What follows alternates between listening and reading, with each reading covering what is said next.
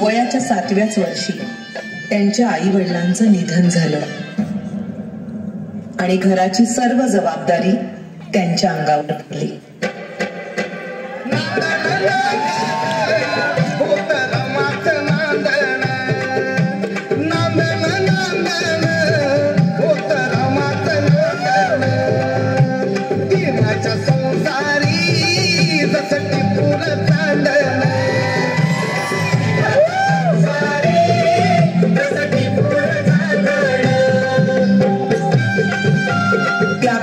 बालविवाह ही प्रथा प्रचलित असल्यामुळे वयाच्या 9व्याच वर्षी त्यांचा विवाह भीमराव आंबेडकर यांच्या बरोबर झाला.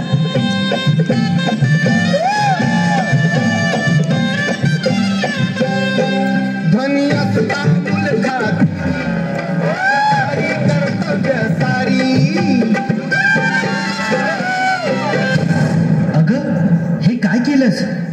एखाद्या वेळेस तू माझी काळजी घेतली नाहीस तरी चालेल, पण या पुस्तकांची काळजी तुला घेतलीच पाहिजे. मला माफ करा. जर तू शिकली असतीस तर तुला या पुस्तकांचं मोल कळलं असतं.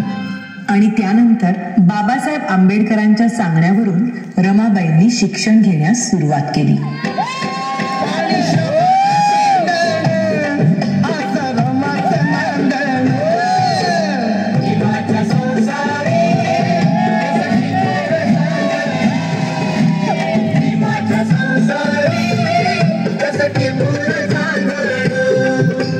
पुढच्या शिक्षणासाठी बाबासाहेब आंबेडकरांना परदेशी जावं लागलं, म्हणून रमाबाईंनी संपूर्ण घराची जबाबदारी स्वतःवर घेतली.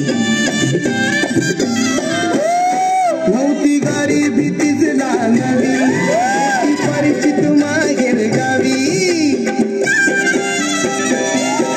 अंबर कसून बांधण आश्रमाचं नांदण.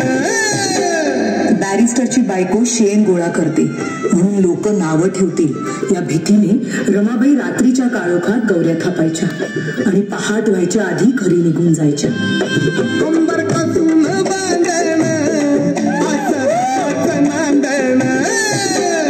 पण मॅडम, रमाबाईंची रमाई केव्हा झाली?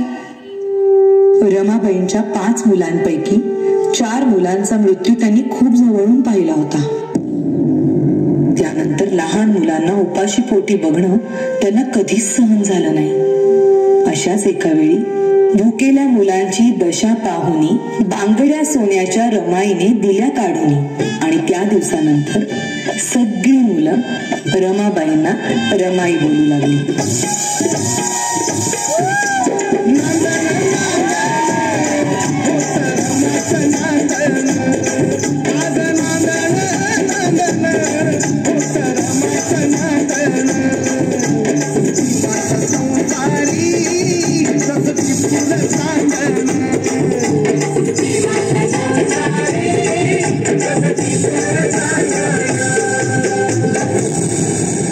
प्रेम, माया, त्याग अशा अनेक गुणांचा संगम म्हणजेच माता रमाबाई भीमराव आंबेडकर.